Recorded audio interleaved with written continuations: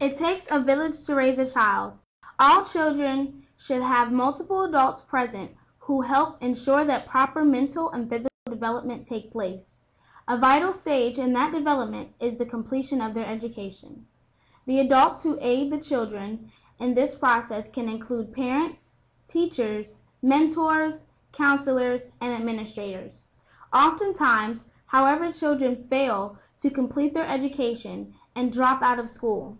This can be due to, among other reasons, health problems, pregnancy, family problems, or lack of interest. In the case of many dropouts, support from the village is often absent, and there was no one to guide the child to keep him or her on the path of education when life got in the way. Brittany Mews was a sophomore at Moore High School when her mother was diagnosed with cancer. Because of her mother's illness, Brittany could not complete her schoolwork. Her teachers told her that they would pass her if she made up her work. She was ready to begin her 12th grade year, but she was told she had not even passed the 10th grade. My teachers all told me if I made up the work, they would go ahead and pass me if I passed my finals. And I was passed into 11th grade, passed all my 11th grade classes, went to start senior year, and they said, you've never even passed 10th grade, what are you doing as a senior? And then it was going to be another 2.5 years with day school and night school to graduate. So I said bye. If Brittany and her teachers had been able to communicate with a better understanding of each other, they might have been able to solve the problem, but they didn't. After getting her GED, Brittany is now a student at TCC and plans to join medical school. I don't regret dropping out because I would have been there 2 more years, but it definitely is much smarter just to stay in and get the education and carry on with your life. Scott, a former student at Hampton High School who thought that school was uninteresting and did not get along well with teachers, felt that he was wasting his time. Scott admits that going to his counselors would have been a good idea. I could have gone to my guidance counselors, but I wasn't very fond of them either. There was a lot of help, I just didn't use it. After dropping out, Scott found a job in construction and proceeded to get his GED. A GED shows you made an effort, but a high school diploma is definitive. They know that you have some kind of knowledge.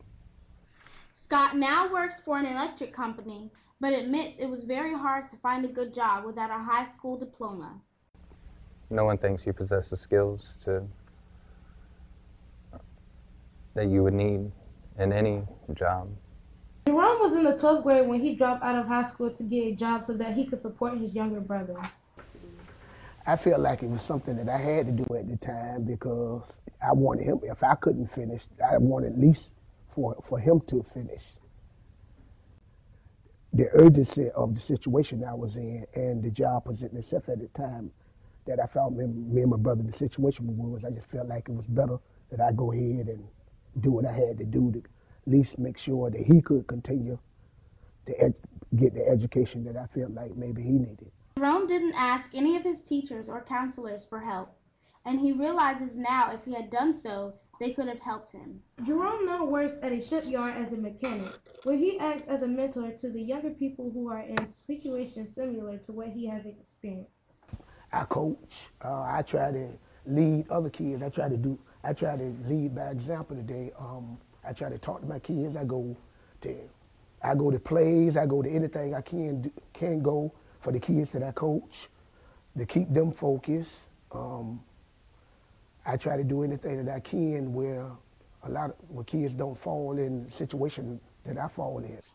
Ted Daughtry has 11 years of experience working as Granby High's principal. He is currently coming up with solutions to the dropout problem and trying to decrease the student dropout rate.